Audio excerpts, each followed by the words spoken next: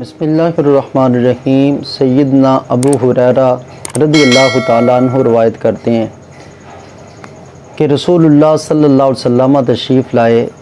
چند صحابہ کرام ایک حلقے میں بیٹھے ہوئے تھے تو سرکار دو عالم صلی اللہ علیہ وسلم نے ارشاد فرمایا، الا اخبرکم بخیر من شرکم، ارشاد فرمایا کہ میں تمہیں تمہارے بہترین افراد کو بدترین افراد سے ممتاز کر کے بتلاؤں۔ یہ کلمات سرکار نے 3 دفعہ ارشاد فرمائے۔ جب صحابہ کرام نے ہاں فرمایا تو نبی کریم صلی اللہ علیہ وسلم نے یہ کلمات ارشاد فرمایا خیرکم من یرجا خیرہ ویؤمن شرہ، ارشاد فرمایا کہ تمہارے بہترین افراد وہ ہیں جن کے عادات و اخلاق کے سبب لوگ ان سے بھلائی کی امید رکھیں اور اس کے شر سے محفوظ اور بے خوف ہوں۔